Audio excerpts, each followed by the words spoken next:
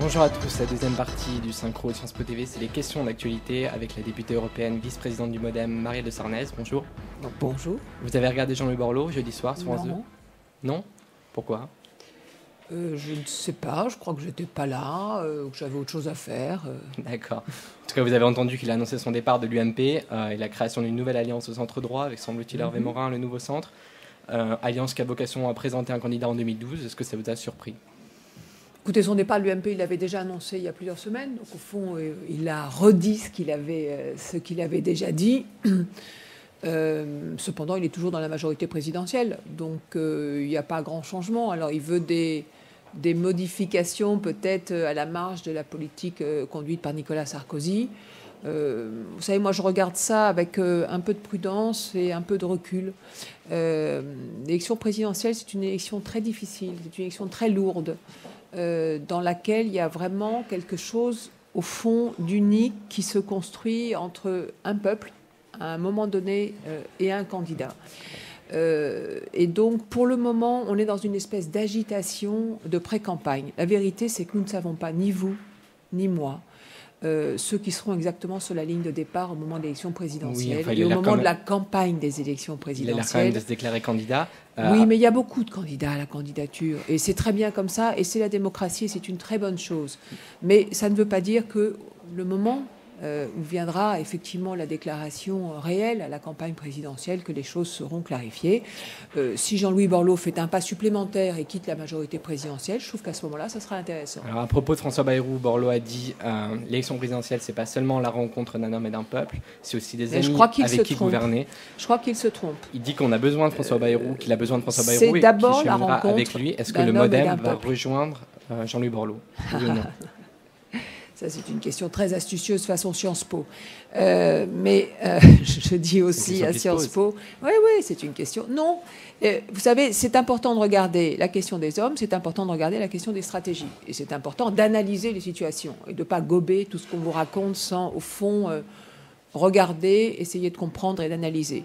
Le moment venu, il y aura un candidat, ou deux ou trois, ça c'est leur affaire de la majorité présidentielle. C'est l'affaire de la majorité présidentielle. Il y aura des candidats, je pense, du Parti socialiste, ça m'étonnerait qu'il soit davantage. Et puis il y aura un candidat, au fond, qui représentera une alternative aux deux systèmes, à celui du système socialiste et à celui de la majorité présidentielle. Et c'est ça qui compte. Moi, je ne pense pas que la bipolarisation de la vie politique française soit une bonne chose.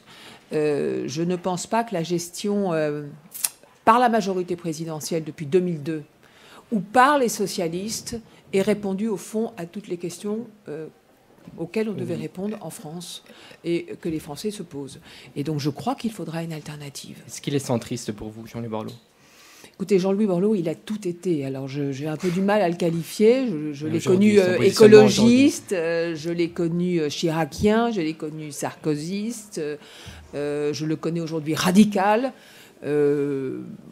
Voilà, c'est un homme sympathique, qui a absolument des qualités. Mais je vous dis, la politique, c'est aussi l'analyse de situation. Aujourd'hui, Jean-Louis Borloo est dans la majorité présidentielle. Mais il s'inscrit dans une tradition de centre-droit dont vous avez fait partie jusqu'en 2007. Est-ce que c'est toujours la bonne stratégie ? Non, moi, je n'ai pas fait partie d'une tradition, entre guillemets, de centre-droit. Puis vous savez, ça voudrait dire que les électeurs ont des petites étiquettes comme ça sur la tête. C'est pas du tout comme ça que ça marche, la politique. L'UDF, à l'époque où vous la étiez, politique, c'est d'abord, c'est pas de la politique, c'est pas de l'arithmétique, c'est de la dynamique. Je veux dire, c'est pas, on n'additionne pas comme ça les électorats et personne n'est propriétaire d'un électorat. Deuxièmement, moi, je me suis battue depuis toujours, et c'est pour ça que je suis engagée avec François Bayrou, pour l'autonomie de ce centre, de ce grand mouvement. Est-ce que c'est toujours la même stratégie ? Vous ne faites pas de résultats depuis les présidentielles en 2007 ? Oui, je vois que vous faites dans la nuance.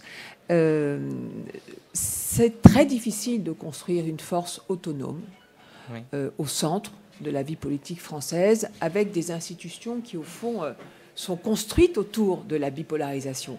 On est le seul pays en France qui élise ses députés à un scrutin majoritaire à 2 tours. Tous les pays qui nous entourent, la Grande-Bretagne c'était un tour, tous les autres ont par exemple de la proportionnelle.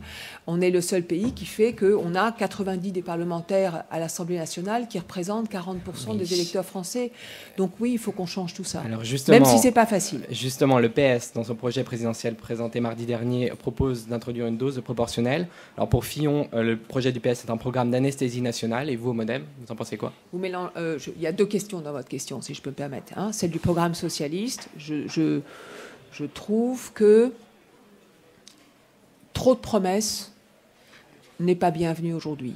Et trop de dépenses publiques n'est pas bienvenu aujourd'hui. Donc, en un mot, il est trop ambitieux Je ne dirais pas trop ambitieux, mais je trouve qu'à force de se raconter des histoires, le fait de dire qu'on va pouvoir dépenser 5 milliards et puis 10 milliards par an et qu'il n'y a pas de problème, il y aura la croissance, quelquefois, ceci manque de sérieux et donc peut porter atteinte à la crédibilité du projet. Sur la question de la proportionnelle, qui était aussi une de vos questions. J'ai bien compris que vous étiez favorable. Qui était aussi une de vos questions. J'y suis favorable. L'UMP aujourd'hui n'y est pas favorable.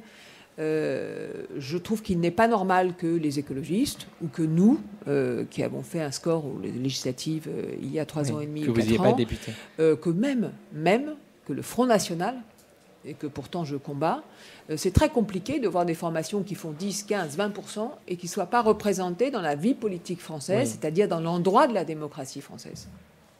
Dernière question, vous êtes une spécialiste des affaires étrangères. La France, en l'espace de quelques semaines, s'est retrouvée impliquée dans 2 conflits armés en Libye, en Côte d'Ivoire. Est-ce qu'il y a un revirement de la diplomatie française? Est-ce que vous le soutenez? Moi, je soutiens l'implication de la diplomatie française en Libye et en Côte d'Ivoire, appuyant en cela les résolutions de l'ONU. C'est sur une base juridique, sur une légalité internationale. On a eu raison d'intervenir. Mon regret, c'est que l'Europe, au fond, n'ait pas eu une position unique et commune. Alors heureusement, on a eu des pays comme la France ou comme l'Angleterre, mais je regrette énormément, par exemple, la différence qu'on a eu d'appréciation avec l'Allemagne, notamment sur la Libye. Je pense que c'est un précédent qui n'est pas de bonne nature qui n'augure pas bien de l'avenir de l'Europe. D'accord, merci beaucoup Marie-Laure Sarnez d'avoir répondu à nos questions. La suite du Synchro, c'est les questions des internautes avec Daria Delastour. À bientôt.